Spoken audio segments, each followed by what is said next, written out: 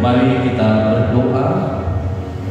Di rumah-Mu yang kudus, Gereja Gemini Sion Madinah Pure, maka kami sebagai jemaat bersyukur telah Engkau himpunkan kembali dalam persekutuan yang beribadah ibadah hari Minggu yang juga dirangkaikan dengan perayaan perjamuan kudus sedunia.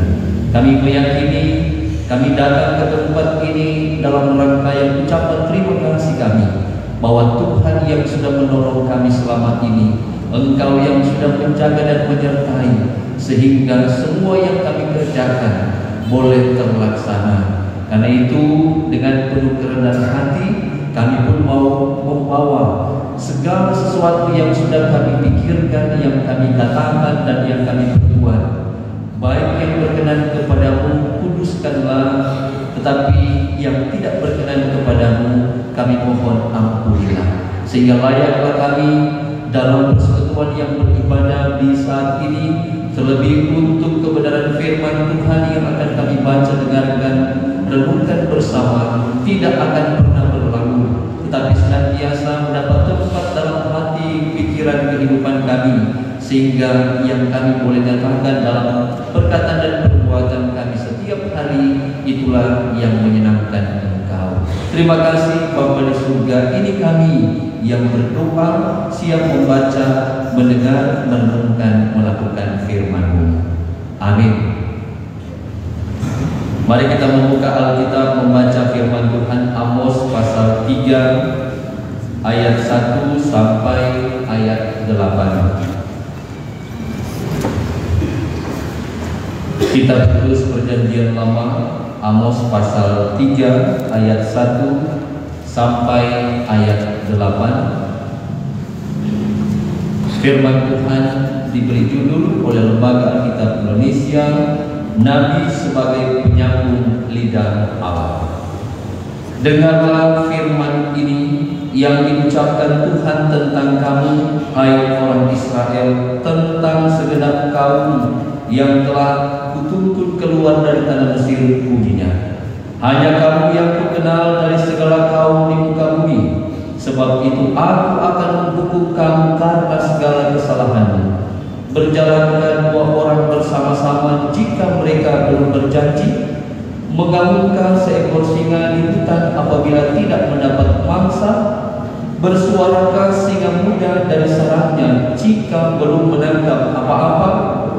Jatuhkah seekor burung ke dalam perangkap di tanah apabila tidak ada jerat terhadapnya? Membingkaskah perangkap dari tanah jika tidak ditangkapnya sesuatu? Adakah sangkakala ditiup di suatu kota dan orang-orang tidak gemetar? Adakah terjadi malapetaka di suatu kota dan Tuhan tidak melakukannya? Sungguh Tuhan Allah tidak berbuat sesuatu tanpa menyatakan keputusannya kepada hamba-hambanya para nabi. Sehingga telah mengaum, siapakah yang tidak takut? Tuhan Allah telah berfirman, siapakah yang tidak bernubuat? Demikianlah pembacaan firman Tuhan. Tuhan memberkati pembacaan firman-Nya yang suci dan kudus ini. Amin. Kusiapkan hati Tuhan. PKC nomor 15.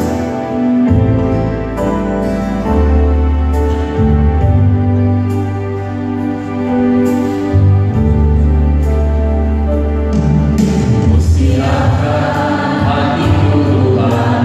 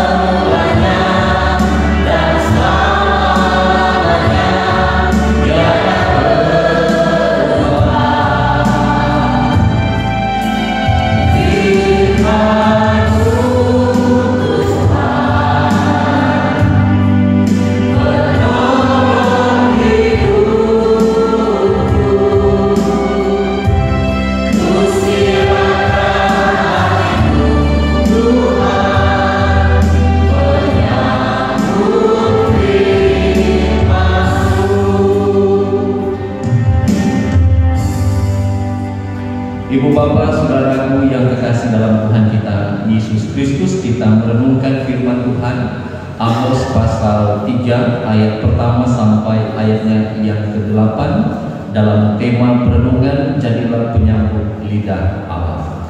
Saudara-saudara yang kekasih dalam Tuhan, perlu kita ketahui tentang Nabi Amos. Ia adalah seorang yang dipanggil Allah untuk menyampaikan nubuatan firman Allah. Yang harus ia sampaikan menyangkut keadilan, kebenaran, dan juga hukuman. Jadi harus ada keberanian dan ketegasan yang dimiliki oleh Nabi Amos. Karena pada saat itu umat Israel, umat Tuhan, sudah tidak menunjukkan lagi status mereka sebagai umat Tuhan yang dicontohkan dengan berbagai perbuatan-perbuatan yang tidak benar di hadapan Tuhan, seperti adanya penyembahan berhala, adanya kemunafikan, menindas yang lemah, berlaku bejat, bahkan sistem peradilan semakin rusak. Ini yang menunjukkan keberdosaan yang dilakukan umat. Dan jika Nabi Amos tidak menyerukan nubuatan firman ini, maka umat akan mengalami penghukuman Tuhan. Maka di situ dia mengingatkan bahwa sejak lampau, jadi bukan nanti sekarang, sejak lampau nenek moyang mereka, bangsa Israel sudah dituntun dipeliharakan Tuhan sejak dari tanah perbudakan di Mesir. Mereka dituntun, dikeluarkan, dibebaskan, dan mereka dijadikan sebagai umat kesayangan Tuhan dibandingkan dengan bangsa lainnya. Karena itu umat harus berintrospeksi diri bahwa keterpilihan mereka sebagai umat harus disertai dengan rasa pertanggungjawaban. Pertanggungjawaban yang dimaksud di sini ialah menjaga hubungan yang baik, bukan hanya dengan Allah tetapi juga dengan sesama.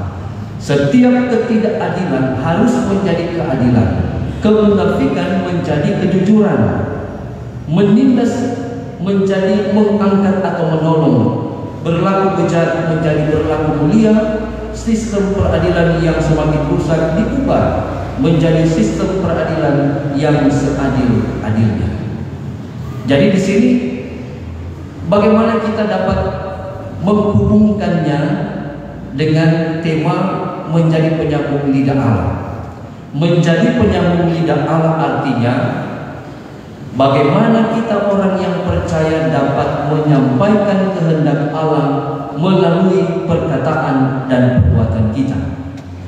Kalau kita tahu bahwa Allah itu penuh kasih, bahkan kita mengaminkan dalam segala kebaikan Tuhan dinyatakan dalam kehidupan ini, maka tentu tidak akan pernah ditemukan bagi kita orang percaya yang kemudian tidak melakukan kasih atau kemudian melakukan hal-hal yang tidak berkenan. Jadi tidak mungkin seorang yang mengaku percaya tetapi kehidupannya dalam keseharian tidak menunjukkan kepercayaan itu. Tuhan Allah adalah Allah yang pengasih dan penyayang, panjang sabar dan berlimpah kasih setianya. Dengan adanya seruan ini, maka tentunya bukan hanya berlaku bagi bangsa Israel, tetapi juga bagi kita semua orang yang percaya, untuk jangan kita mengeraskan hati, tetapi sebaliknya harus menyadari bahwa kita harus banyak berbenah diri untuk mewujudkan hidup yang lebih baik lagi, hidup menjadi lebih berkat lagi, hidup lebih menjadi teladan lagi di dalam kehidupan ini. Penting bagi kita sebagai jemaat Tuhan adalah mampu menunjukkan yang terbaik. Bagaimana perkataan yang kita sampaikan itu juga yang harus kita wujud nyatakan. Nabi Amos menyerukan pertobatan ini kepada umat bukan hanya menjadi suatu peringatan, tetapi ini menjadi suatu kewajiban yang harus benar-benar ditunjukkan dalam penegakan keadilan dan kebenaran serta menjauhkan segala kejahatan. Sebagaimana bangsa Israel terpilih karena rahmat Allah yang besar, maka kalau kita sebagai orang yang percaya dewasa ini jelas menunjuk pada 1 Petrus pasal 2 ayat 9 kita adalah bangsa pilihan, imamat yang rajani dan seterusnya. Kita terpanggil untuk menjadi alat Tuhan dalam mengerjakan karya selamatnya yang sudah Ia lakukan sebelumnya dalam pengorbanan di kayu salib. Saat ini juga kita akan merayakan perjamuan kudus. Tentu kita sudah mempersiapkan dengan segala baik dalam kehidupan kita untuk masuk di dalamnya. Ada kelengkapan yang mau menyatakan bahwa kita mau hidup senantiasa kudus di hadapan Tuhan. Mari kita senantiasa mewartakan kabar sukacita bagi seluruh dunia, sekaligus menunjukkan keteladanan yang sudah Kristus Yesus nyatakan dalam kehidupan kita. Selagi kita masih diberikan kesempatan untuk beraktivitas dengan dunia ini, maka nyatakanlah keadilan dan kebenaran itu dan jangan pernah mengabaikannya. Maka Tuhan Yesus, Sang Firman kehidupan ini, akan memampukan menguatkan kita dalam melaksanakannya dalam hidup kita setiap saat ini dan sampai selama-lamanya. Amin.